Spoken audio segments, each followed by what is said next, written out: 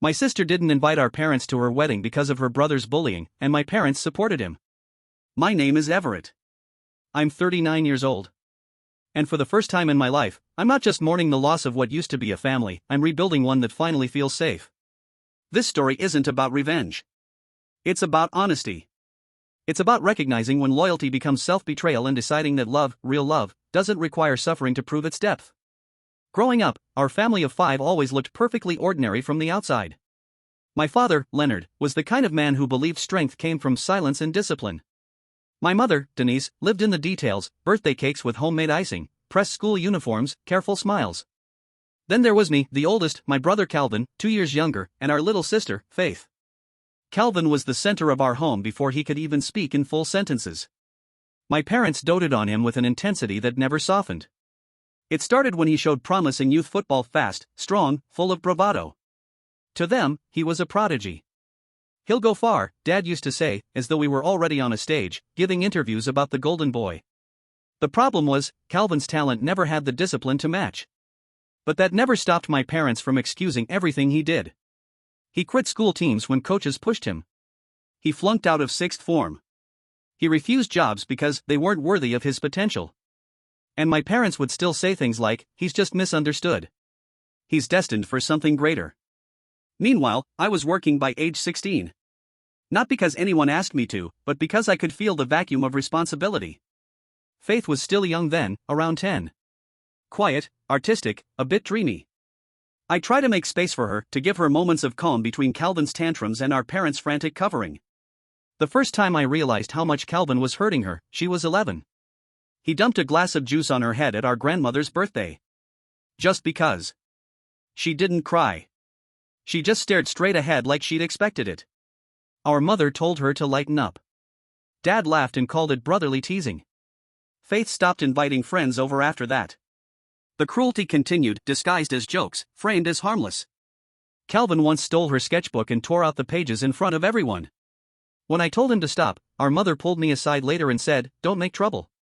He's going through a lot." I didn't know what a lot meant. He wasn't working. He wasn't studying. He wasn't helping. But he was allowed everything. And when I pushed back, I was told I didn't understand what family meant. By the time I left for university, Faith was 15. I remember hugging her in the driveway. She didn't say anything. She just held on longer than I expected.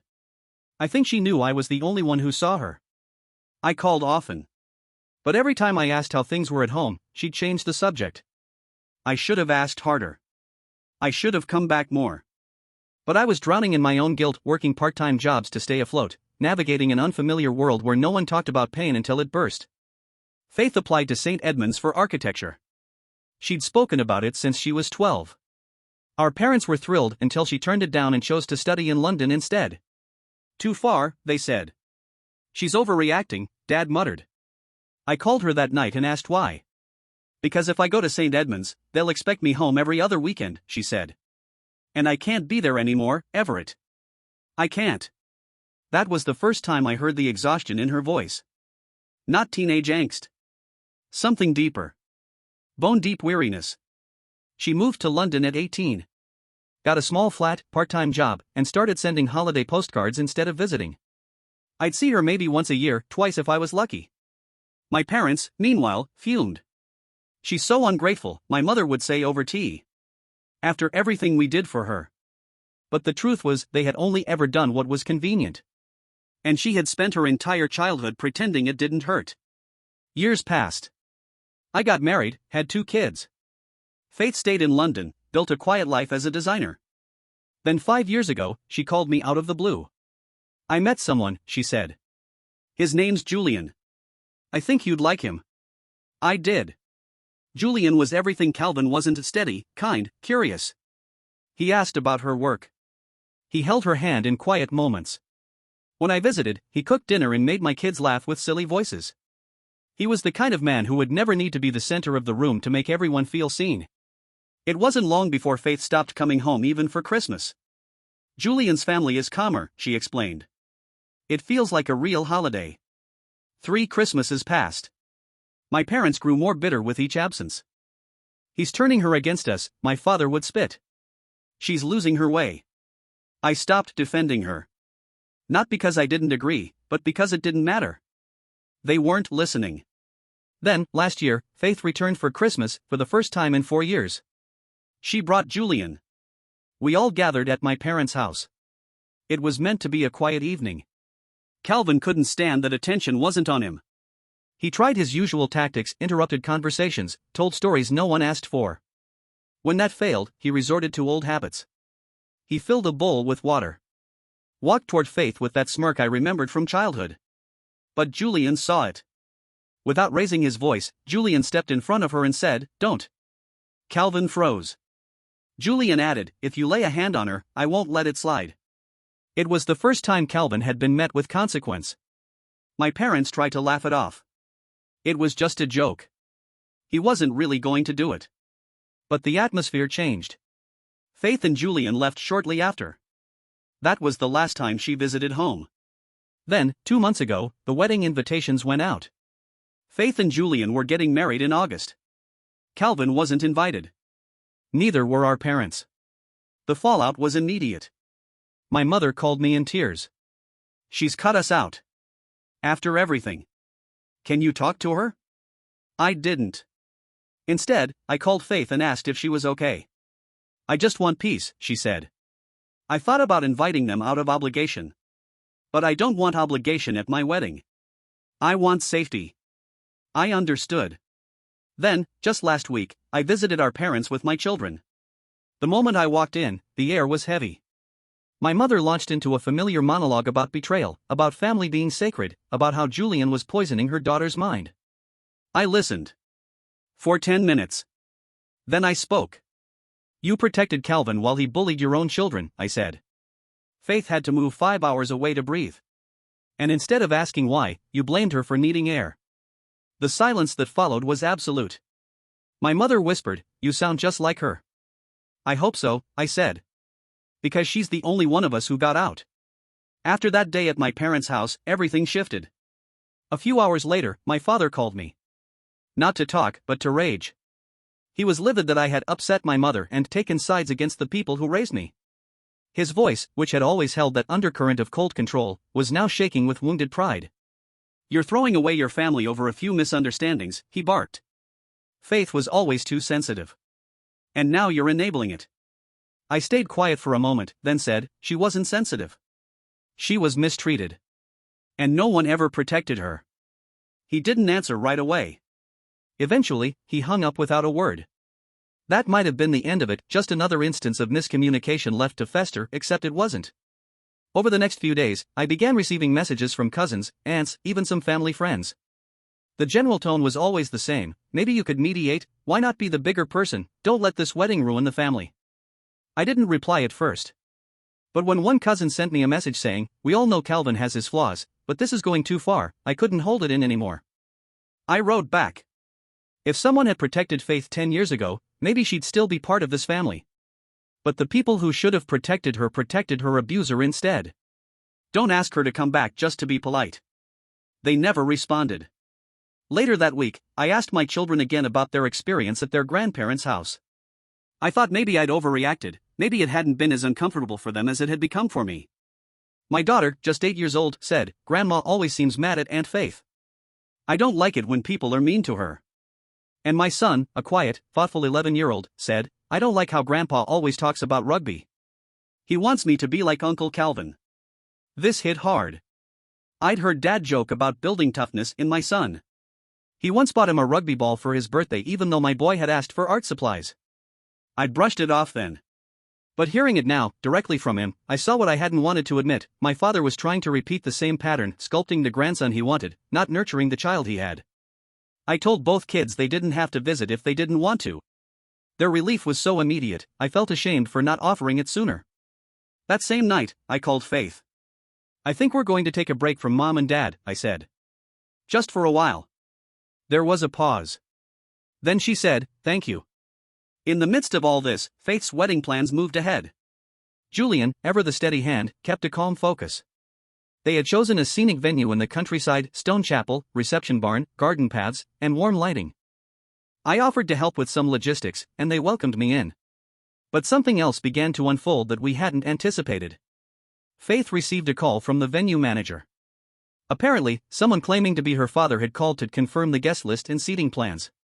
He had asked leading questions about the schedule, specifically, where the bride would be entering from and when. The venue staff thought it strange enough to flag. Faith called me as soon as she heard. "Do you think they'd actually try to come?" she asked. I didn't know. But I also knew better than to say no. Julian took it seriously. That evening, over dinner at their flat, he calmly laid out a security plan. 2 of his groomsmen, both police officers, would quietly take the role of informal security. The venue would have staff at each entrance. And any uninvited guests would be turned away, no questions asked. "I want you to feel safe," Julian said. "No surprises. No fear. This is your day." Faith cried, but not because she was scared, because she felt protected. A few days later, we received another wave of texts from my mother. They ranged from emotional pleas, "I carried you 3 in my body. How can you shut me out?" to veiled guilt trips, "You'll regret this when we're gone." But then came something new. A message to my children. My daughter, bless her honesty, handed me her tablet. "Grandma sent me this." It said, "Grandma loves you very much. If you ever want to come see the puppy, we have snacks and your favorite juice waiting." I stared at the screen, stunned. They had crossed a line. I replied with a single, clear message. "Please do not contact my children directly again. If this happens again, we will escalate this formally." No reply. But the silence said enough. That weekend, I drove to visit Grandma Eloise, my father's mother. She had always been a calming presence in our chaotic lineage. She'd sent me a message a few days before, asking if we could talk. When I arrived, she looked more tired than I remembered.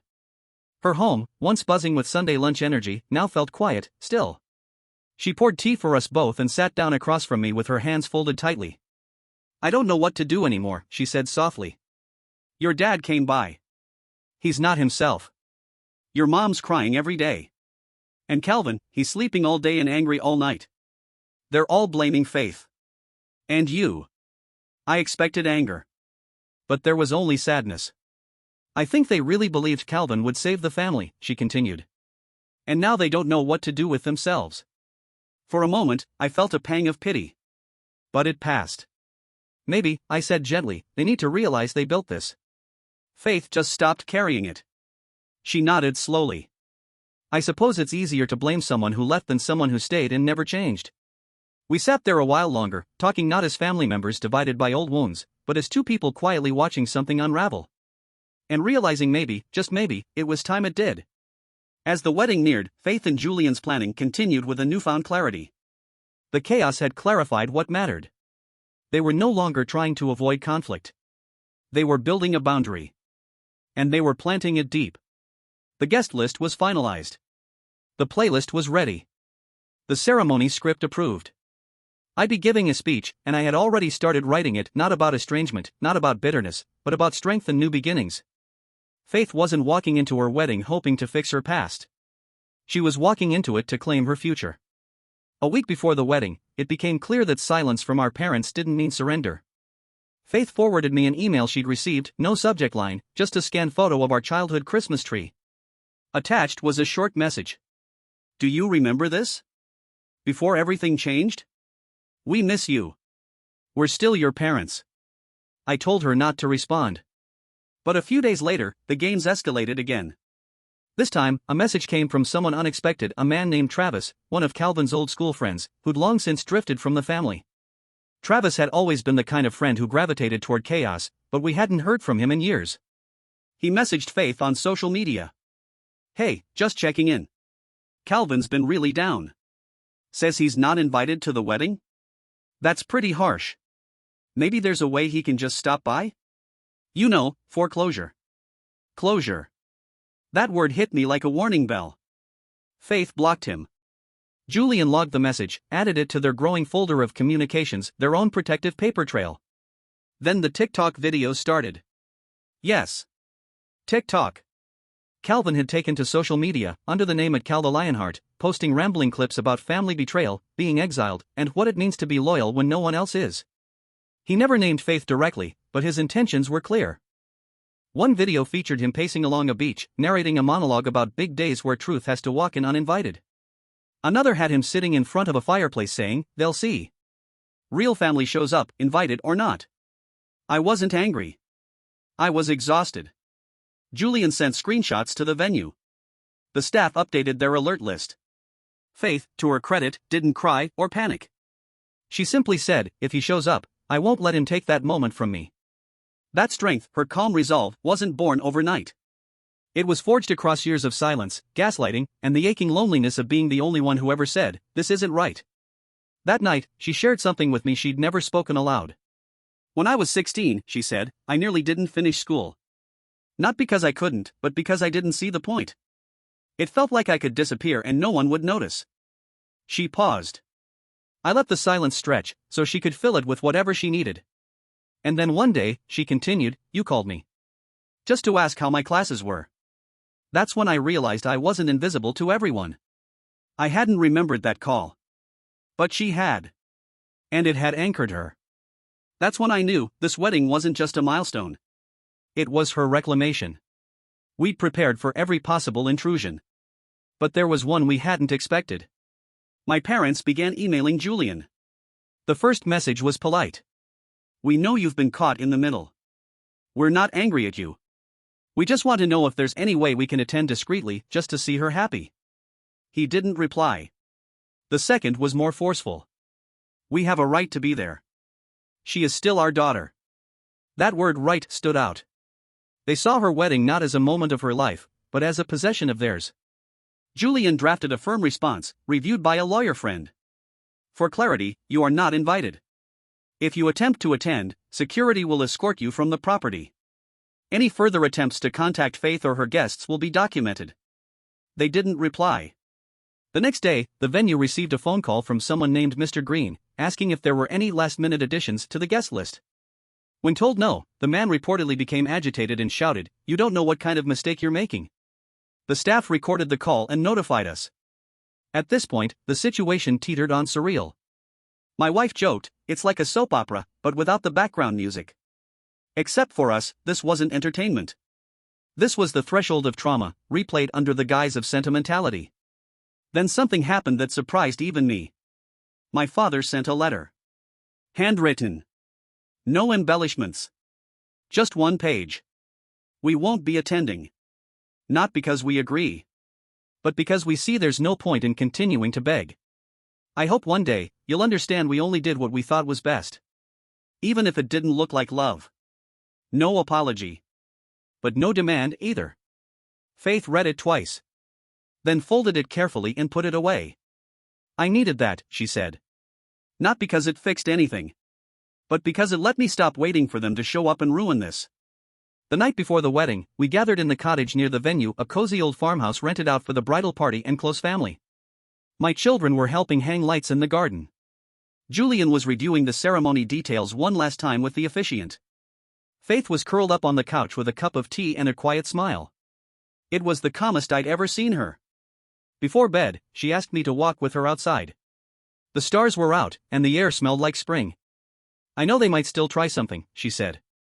"But I don't feel afraid anymore. I think I've already had the worst of them." I nodded. "You don't owe them anything tomorrow. Just your presence. Just your joy." She looked up at me then and said, "Thank you for not looking away." I wanted to tell her how proud I was. But all I could do was put a hand on her shoulder and hold that moment. Because we had waited a lifetime for peace. And now, finally, it was almost here. The morning of the wedding broke with sunlight pushing gently through the curtains. It had rained the night before, just enough to clean the air and soften the ground, but the day itself felt golden. By the time I stepped outside with a coffee in hand, Faith was already up, sitting on the small wooden bench at the edge of the garden, staring out over the quiet hills. She turned when she heard me and smiled. Not nervous. Not even guarded. Just ready. "This is it," she said, more to the morning than to me. Inside, the small team of friends and cousins we trusted were buzzing with final touches. My wife helped press Faith's dress, my daughter carefully placed paper flowers into centerpieces, and my son, clipboard in hand, double-checked the Pokémon-themed table markers he had designed himself, one for every guest table, named after her favorite creatures from when she was little. There were no last-minute calls. No appearances from Calvin. No strange messages from mom or dad. The silence was its own kind of gift. The ceremony was held beneath a vine-covered arch in the garden. The chairs filled slowly with people who had come not just to witness a marriage, but to support a home being built on honesty and healing. Julian stood at the front, steady, smiling. His eyes never left Faith's as she appeared at the top of the path, walking not with our father, but with our grandfather, who beamed with a quiet pride. When the officiant asked, "Who presents this woman to be married?" our grandfather answered with a voice as strong as ever. "Her family. All of us who love her truly." There wasn't a dry eye in the garden. Faith's vows were short but powerful. She didn't talk about fairy tales. She talked about growth. About being seen. About choosing peace, over and over again. Julian promised to be her partner in that peace. To protect her joy, not possess it. To be the love that didn't make her shrink. They kissed under a shower of petals. Laughter rose like birds from the hedges. I've never felt so much pride in another human being. The reception was held in the renovated barn adjacent to the chapel. The decor was simple: twinkling lights, soft greenery, tables named after shared memories. Music flowed easily. No one had to raise their voice to be heard. During my speech, I said this. Some people grow up in a house, and some grow up inside a storm. Faith found a way to build shelter for herself. She didn't just survive. She created something better. And all of us here, we're not just celebrating love. We're celebrating a woman who chose not to pass pain forward. Faith squeezed my hand when I sat back down.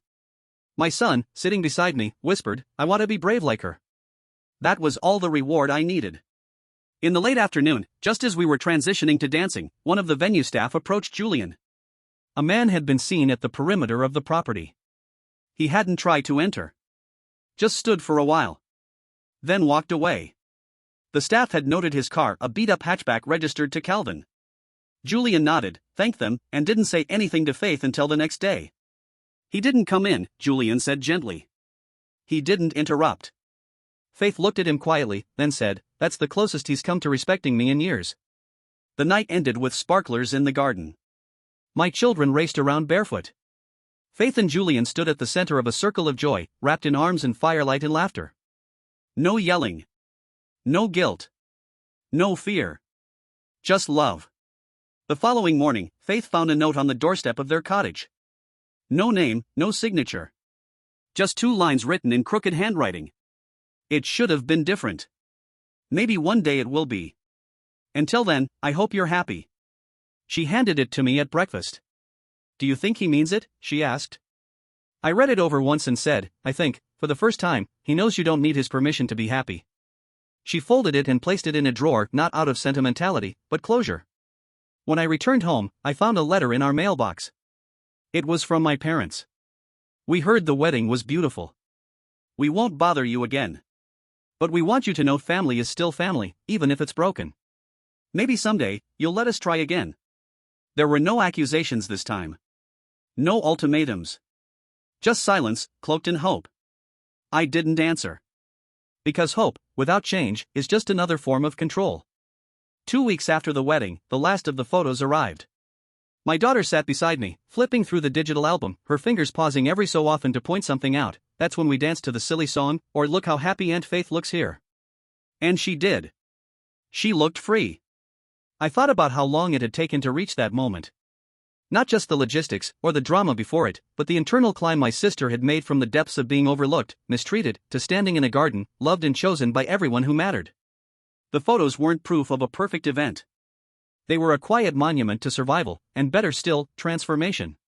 Faith and Julian left for their honeymoon, a week hiking across parts of the Scottish Highlands, followed by a stay in a cottage near the sea. I called it the Reconnection Tour, and Faith laughed, saying, "It feels like we're walking forward for the first time." Back home, things settled. There were no calls from our parents. No surprise letters from Calvin. No social media storms. Just quiet. But it was a new kind of quiet. Not the heavy hush of things left unsaid, but the calm after finally saying everything. A month after the wedding, Grandma Eloise invited me for tea again. Her eyes were brighter, and her step, though slower, had steadied. "I saw the pictures," she said. "Your sister looked like the woman I always hoped she'd get to be." She paused, then added, "And you, how are you doing?" It caught me off guard. Most of my life, I hadn't been asked that question with sincerity. I told her the truth. I feel like something in me unclenched, I said. Like I stopped waiting for the family to make sense, and started building something better with the people who already understood. She nodded. Sometimes, Everett, the family we inherit becomes the soil for the one we grow. Before I left, she gave me a small package. Inside was a framed photograph of us as children. Not the staged ones from holidays, but a candid, Faith and I sitting under a tree, sketching in a notebook together. Calvin was off in the background, throwing a ball, blurred by motion. I kept this one, she said. Because it always felt like the real beginning. The strange thing about setting boundaries is how much room it creates. For years, I thought keeping the peace meant saying nothing. Avoiding conflict. Letting things slide. But real peace, the kind you can sleep through at night, only came once the lines were drawn. My children started sleeping better.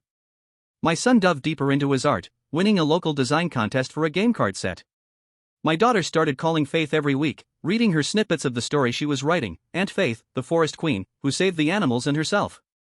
And me? I began writing too. Not to publish. Just to process. A way to take all those memories I'd boxed up and finally open them in a space that didn't hurt. 3 months after the wedding, my parents sent a final letter. We won't try to justify the past. But we do hope, in time, there's a version of the future where we get to know your children. Maybe even you. We're sorry. For all of it. It was short. And it was different.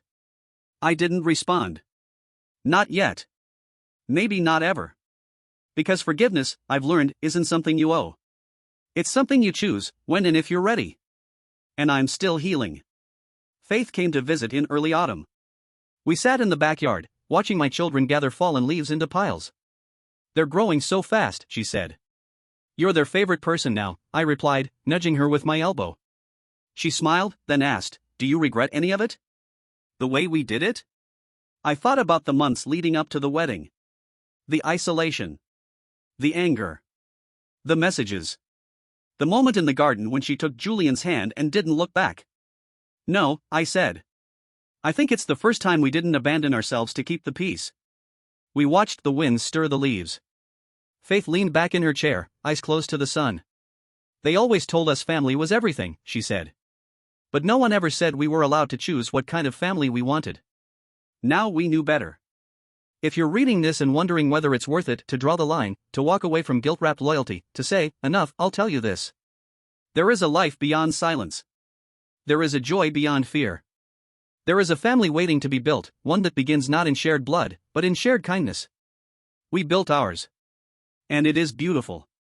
Thank you for watching the video, like it if you watched the video to the end and don't forget to subscribe. Have a nice day.